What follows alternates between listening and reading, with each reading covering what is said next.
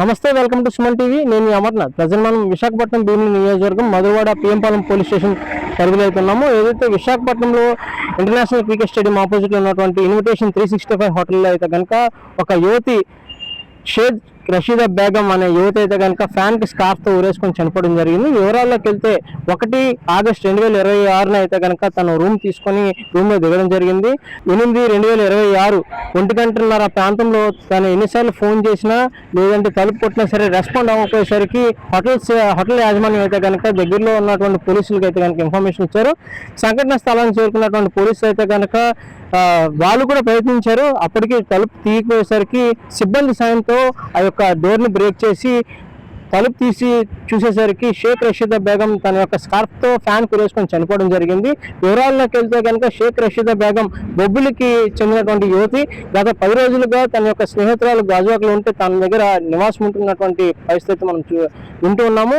అంతేకాదు గత నెలలో తన ప్రియుడు 6వ తారీఖున అయితే కనుక గుండెపోటుతో మరణించినటువంటి పరిస్థితి. అప్పటి నుంచి మనస్తాపానికి గురయ్యి ఈ యొక్క సిచ్యువేషన్ నుంచి బయటకు రాక తన స్నేహితురాల దగ్గరికి ఉందామని చెప్పేసి వచ్చినటువంటి పరిస్థితి మనం వింటున్నాము.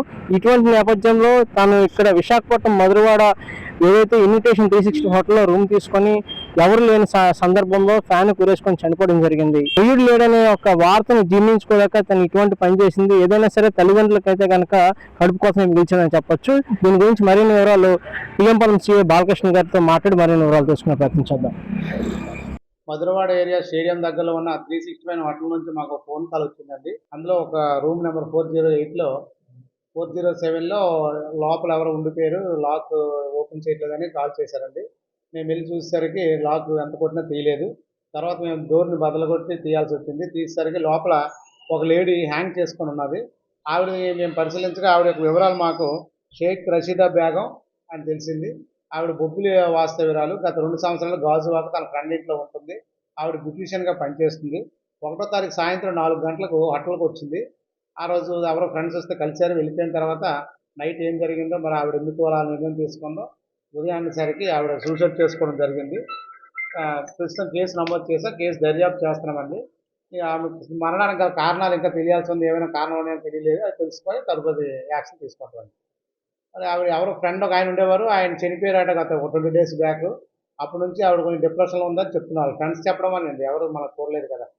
పేరెంట్స్ ఏమంటే వాళ్ళు 2 ఇయర్స్ నుంచి పేరెంట్స్ దగ్గర అమ్మాయి ఉండట్లేదు. అది ఈ మధ్యకాలంలో మరి బయట ఫ్రెండ్స్తో ఉంటుంది సార్. ఏం జరిగిందో మీరు ఎంక్వైరీ చేసి మాకు ఎందుకు చనిపోవాల్సి వచ్చింది కనుక్కొని చెప్పండి సార్ అని రిపోర్ట్ ఇచ్చారు మాకు.